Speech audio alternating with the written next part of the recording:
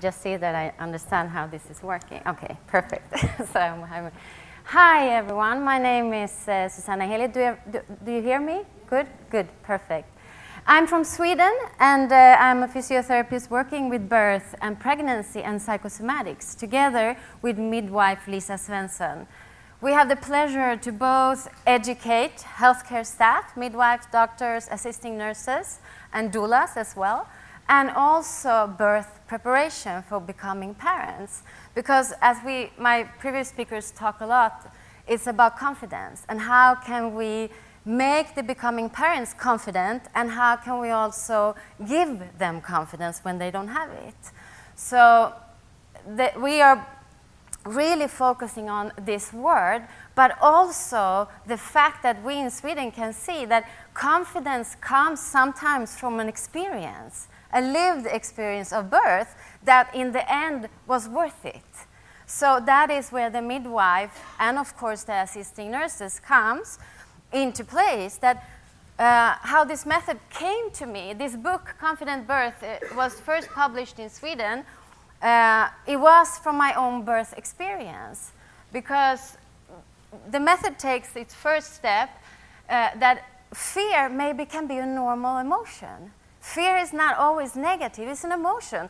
All humans have fear, and we also have confidence. So we maybe need to learn how to deal with them and how to understand what can we do to change it, both for the birthing woman, for the staff, seeing, recognizing, and for the partner. We forget the partners. They are also there in the birthing room. They can also be scared or give confidence to the birthing woman.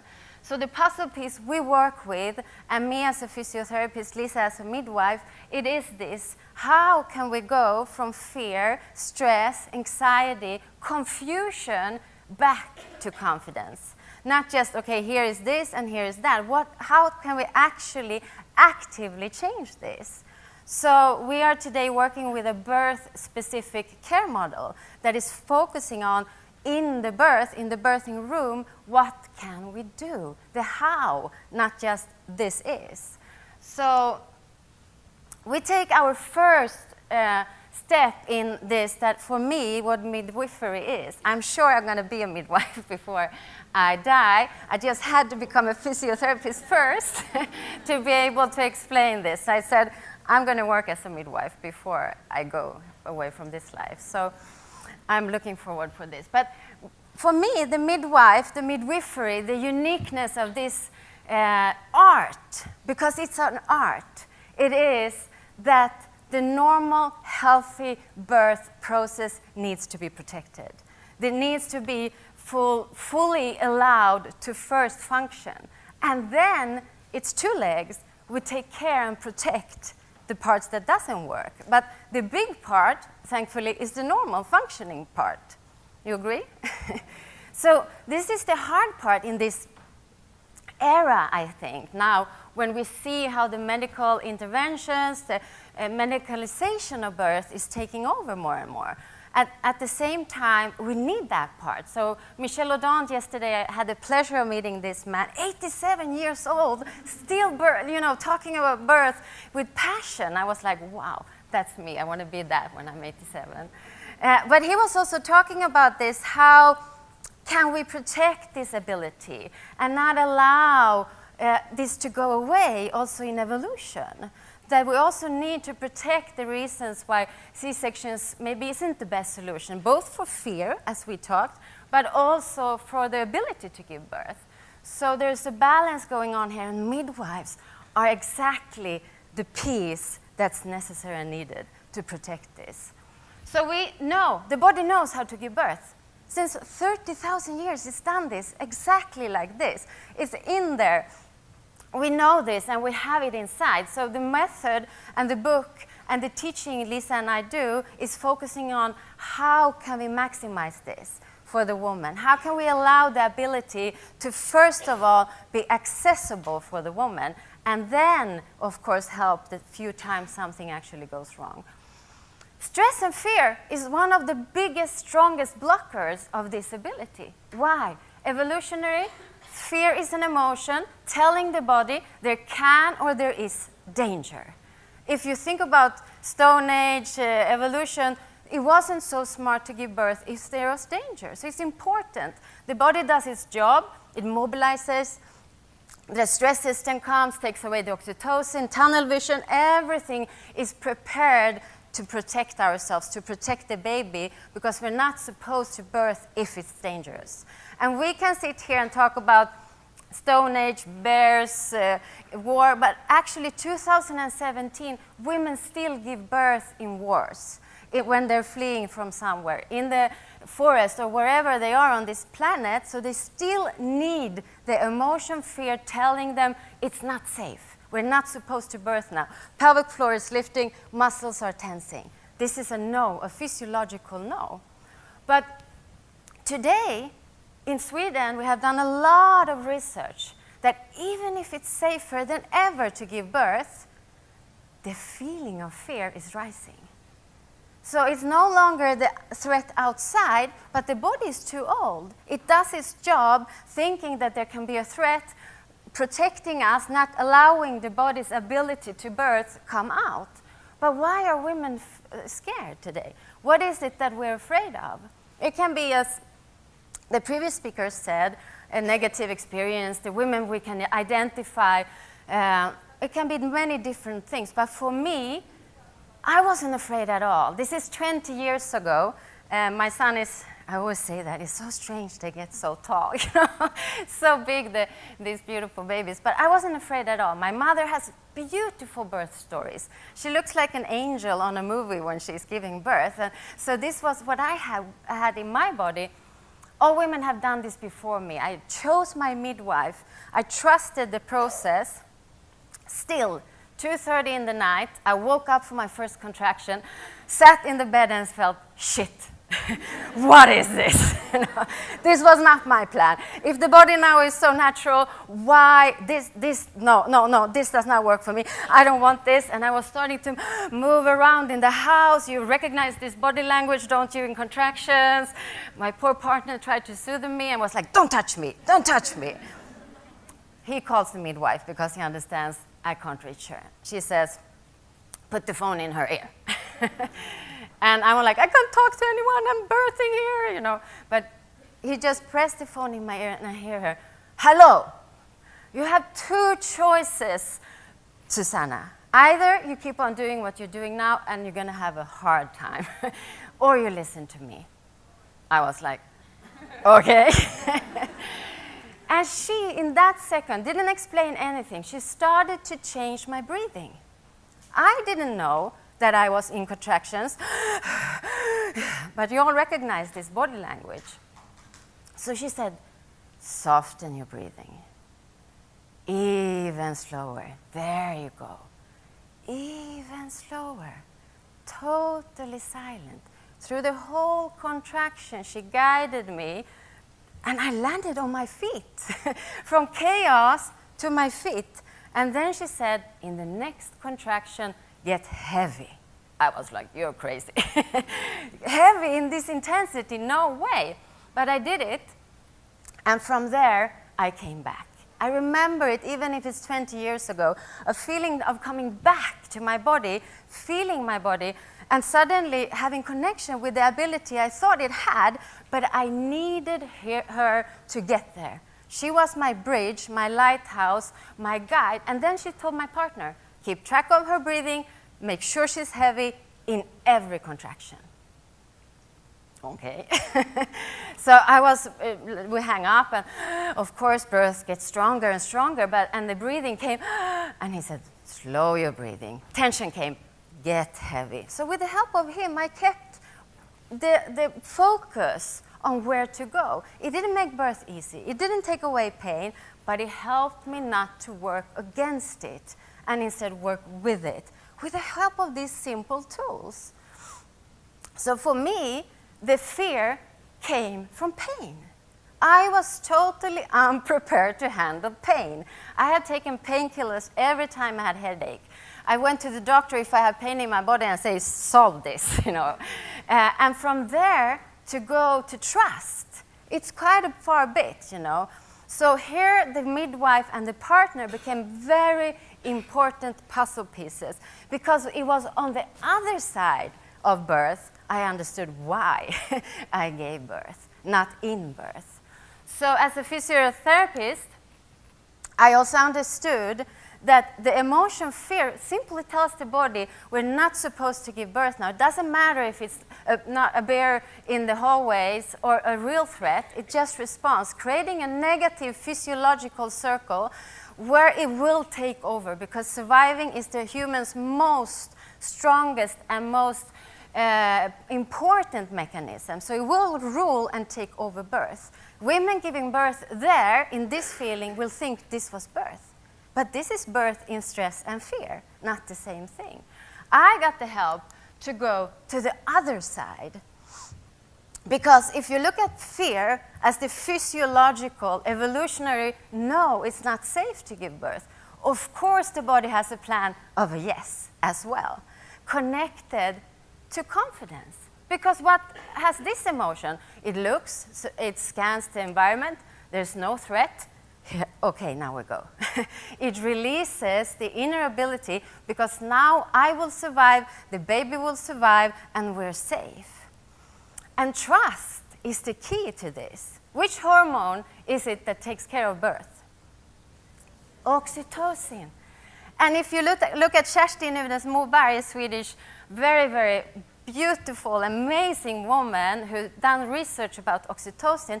Oxytocin is our peace and calm hormone. Everything that is nice, eating good food, massages, hot baths, making love, getting touch, whatever, and giving birth. And this is the hormone the body chose during the 30,000 years. Why? Because we're supposed to give birth when we're feeling safe. This is like the evolutionary plan. And also oxytocin has a longer plan, because it doesn't just take care of birth. What is it that initiates breastfeeding? Oxytocin. Bonding, oxytocin. Healing of the flesh, oxytocin. So we have so many good spirals that are awakened by oxytocin. So this is what the method is focusing on. It is to help and see what will open the tap of oxytocin, the woman's own oxytocin, long before we add the drip of oxytocin. Because this is something she has. Her body doesn't need to learn oxytocin. It needs to release it, open it, and allow it. And oxytocin also takes away the struggle of the brain, the cognitive part that we know doesn't help. So how do we feel when we're tired? I know we're close to lunch now. So how does the brain become when it actually wants to rest? It gets like tired, doesn't it? You want to just sit or rest. And in birth, this is something good, because then the woman can eat, sleep. You know, you've all seen how strange it is that in a pushing phase, a woman sleeps in between contractions. It's crazy, isn't it? But so possible if the body is in touch with the peace and calm system. So this is what we train both with the staff to together evaluate what can we do to allow and release the oxytocin of the woman in this active care, the care model, the support, that is the first part. And also in the preparation classes to help the partner to really step into the role of, if the relationship is good, or another support person to become the source of confidence. We have our own line, and every woman will be in different places on this line in her birth experience. So if you look at confidence on one side and fear on the other side, we can quite quickly read where she is. If she's in confidence, if she's in fear. And when we have read this and seen this, the question will be what to do. If she is expressing fear, stress, anxiety, regardless if she was recognized as fearful before or after or during, it's about how can we take her from fear to confidence. And this is so possible, and it's so important to become this lighthouse. The science in Norway with the women who are asking for humanitarian C-section, you say the same word here, yeah, shows that they have a different way of handling it. They say, okay, we don't argue about this now, but I believe that you will birth as a midwife. I believe you can birth, and I'm more interested in who you are and why you're scared. And this is how they are functioning with the fear, that she gets the help to access her confidence through this. So the confident birth method uses simply, because in birth, in this intense physical hours, words is not so important anymore. Do you agree? The birthing woman doesn't talk in active birth, so we need to go into that phase or that direction that she's in. And what we use is the body language. How is the body language telling where she is? If you look at breathing, our first tool, how do we breathe when we're afraid? How is the breathing telling, I'm afraid, I'm scared, I'm stressed? I already demonstrated this, or hyperventilation, or holding my breath. So how do we breathe in confidence? Listen to you now. Nobody's scared in here, I think. Slowly, but yes, and there's one factor, that's the only factor that is interesting, that it's silent. Nobody goes home and sits in the sofa. It doesn't happen. It's very uncomfortable.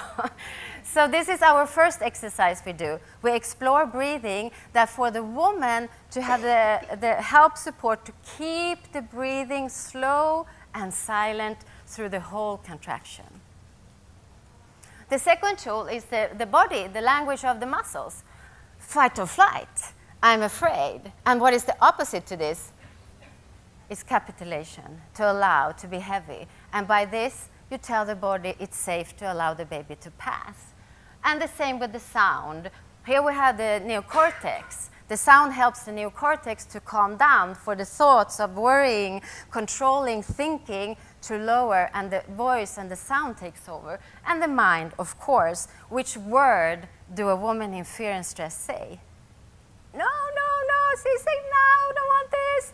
And what is the opposite is to say yes. And of course this can feel strange, but not for the woman. When she's there and she tries, she will feel it's good or it doesn't work for me. So basic principles for giving support is also one of the parts in the method. How can we use the body language, our own bodies, both as caregivers and as partner? So we explore in our classes the touch, the rhythm, the direction. How can the closeness of the partner activate oxytocin without us even controlling it? And all these factors will create the state of birth. Birth is not a doing. It's a state that allows birth to occur. And this state is when women get the tools to understand how she can create this state, it gives positive control. It gives her something that she can focus on. And we work with that. The only thing for sure we know in birth is that there's going to be contractions. We don't know how many, how long, and how they're going to feel, but we know that each and every contraction is what the birthing woman and the partner can focus on to handle. So confident birth works for together, allowing and empowering women to understand they already know how to give birth, but also get the tools to handle the challenges of pain or time or whatever. And this creates a positive and more empowering birth experience.